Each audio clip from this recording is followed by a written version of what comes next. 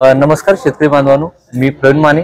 आज आपल्या पॉडकास्टमध्ये आज आपल्याला जे अतिथी लाभलेले आहेत गणेश तायडे साहेब, जे की सिल्लोड कन्नड येथून आहेत। तर आपण त्यांच्याकडून जाणून घेऊ की संभाजीनगरमध्ये जी महत्त्वाची पिकं होतात, जे की मिरची आहे आणि अद्रक आहे, ज्याला आपण पश्चिम महाराष्ट्रात आले म्हणतो। तर आपण जास्त वेळ न घेता सरांच्याकडून जाणून घेऊ की आज पीक परिस्थिती काय आहे, त्या पिकावर होणारे परिणाम कशा पद्धतीने आहेत। तर सुरुवातीला प्रथम सर तुमच्याबद्दल थोडक्यात माहिती सांगा थोडी। नमस्कार, मी गणेश तायडे, प्रॉपर कन्नडचा आहे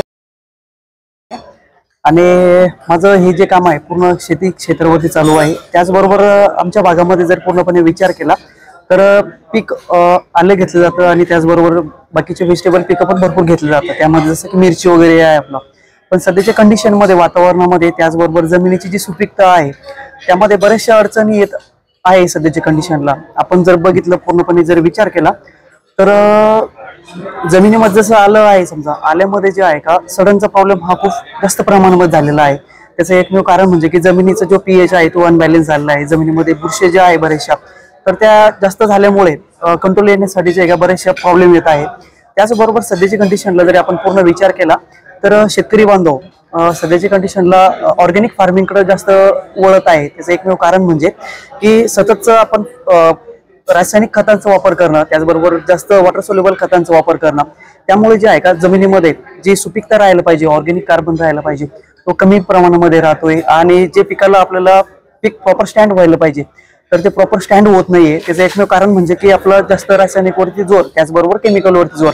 पण सध्याच्या कंडिशनला बऱ्याचशा भागांमध्ये अशी परिस्थिती झालेली आहे की केमिकल आणि रासायनिकमुळे बरेचसे शेतकरी जे हतबल झालेली आहे, कुठलं पीक त्यांना करावा की नाही करावं हे पण समजत नाहीये। पण बऱ्याचशा भागांमध्ये जर विचार केला आता तर बरेचसे शेतकरी ऑर्गॅनिक फार्मिंगकडे वळत आहे, कारण की ऑर्गॅनिक फार्मिंगच बेस्ट आहे सध्याची कंडिशन। ज्यावेळेला आपण ऑर्गॅनिक फार्मिंग म्हणतो त्यावेळेला शेणखताचं किती महत्त्व राहतं आपल्या शेतीमध्ये? हे बघा, आता शेणखताचं महत्त्व म्हणजे जर आपण पूर्णपणे जर विचार केला तर जमिनीमधील जे ऑर्गॅनिक कार्बन आहे हे जगणार कशावरती? ऑर्गॅनिक कार्बन म्हणजे जे सेंद्रिय कर्ब आहे तो डेव्हलप होण्यासाठी आपल्याला जैविक बॅक्टेरियांचा वापर लागत असतो। त्यामध्ये आपण जर पूर्ण विचार केला तर ट्रायकोसोडो आहे, त्याचबरोबर एनपीकेच्या कॉन्सर्शिया आहे, त्यानंतर बीबीएम वर्टिसिलम बॅसिलस मेट्रायझिम आहे।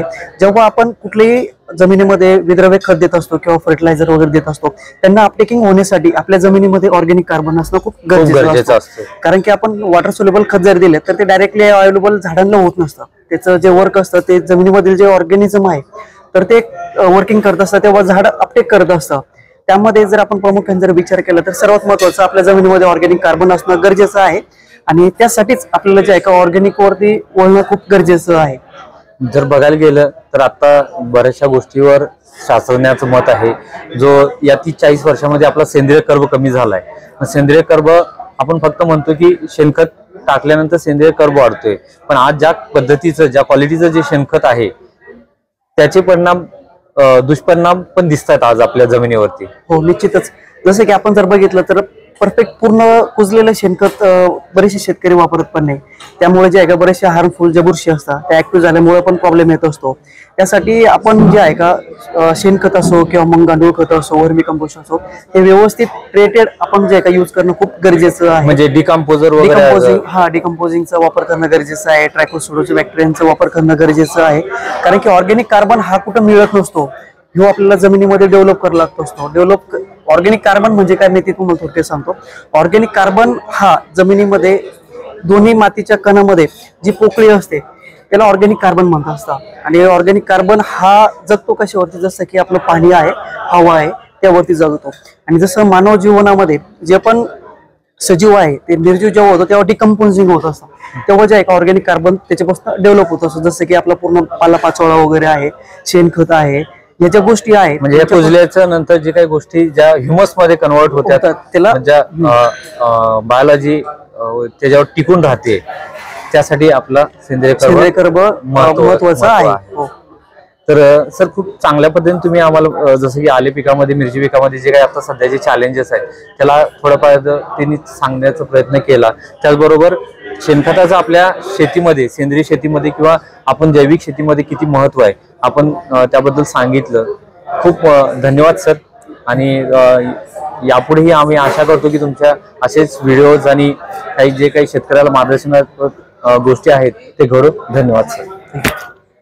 चालेल, थँक्यू.